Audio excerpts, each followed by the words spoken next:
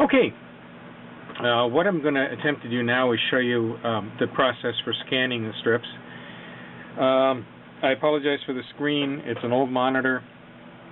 The better monitor that I actually had hooked up to this got taken away for a computer that gets used more. This computer, it's an old PC I just use for scanning basically, because unfortunately the Mustec ScanExpress A3 USB scanner that I have was supposed to work with a Mac, but didn't very well anyway. It did, but it was really crappy.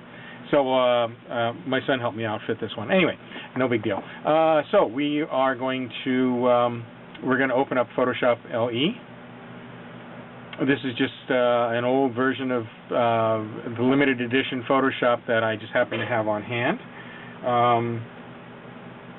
I'd like to show you the strips themselves on the scanner bed. Here I've already laid them out. I'm able to put a 6-week or 6-day days worth of strips on the scanner bed because it's basically 11 by 17 scan bed. There are better scanners, but you can't get them for $165. So you work with what you can afford. And so that's the scanner. So we're going to go back to the screen here and close the lid on the scanner. We're going to open up the scan window, which is Twain32, which is, I guess, the scan program that works within Photoshop LE.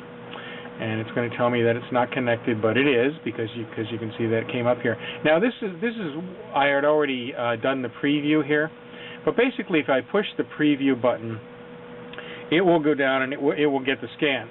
And if I like what it has, bearing in mind here that I have it set for color, 300 dots per inch.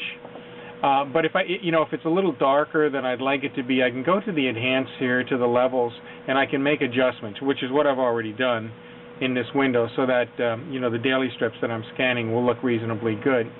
And I'll explain later why I do the color, but it just seems to work out a little bit better for me. You can go ahead and scan in the grayscale. You can scan in gray, or you can scan in line art. I hate line art. I don't understand how that works, but some people get very good results from it. So go figure. But I scan in color, and then I change it the mode when I'm doing the editing. So now I've got the window open all the way. I don't know if you can see the marching ants around the screen, but I've got it open all the way to capture everything there.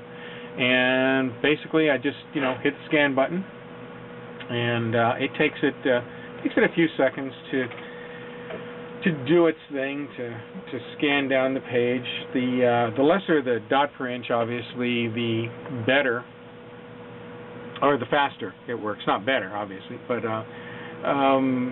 I prefer this setting, the 300 dot per inch, because for archival purposes.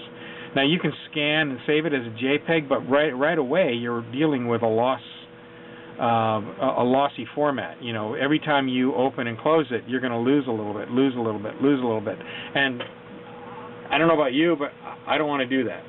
So I opt to scan and save them as TIFF files, which is a lossless format, at a higher rate in case someday somebody needs to use them for printing purposes. I know people that scan at incredibly higher dots per inch. I'm told that the printing field uses 300 dots per inch, so there's really no reason to use any higher. I don't know. People will argue that fact. All I know is I'm trying to save them at a size that makes a whole lot of sense to me and hopefully to other folks. So as you can see, it takes a little while for it to scan this page, but we're up to 80%, and it's going quickly. So basically, once it's scanned, I'm going to get it's almost done. I'm going to get a week's worth of strips in that scan, and you'll see that in just a second here. Okay, and I can close that window, and you can, let me make this a little bigger here, if I can grab a hold of it, and then increase the size, so you can see the, but it gets sort of crappy looking here when you try to increase it here, but Oh no, it gets better. I'm sorry. It's like every other click. One is crappy, one is good. I don't know what that's all about, but you can see we got pretty good clarity on that and everything. So I want to save that. I'm going to save it as, and I'm going to start typing Gordo here and come up with some files that I've already done. So I've done 6 pages of these so far.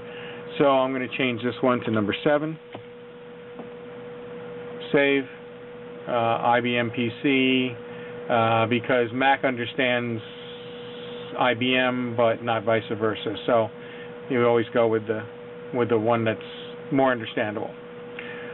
So, and that's it. That's save the scan and there you go. Do I have time for a Sunday page? Do I have a Sunday page?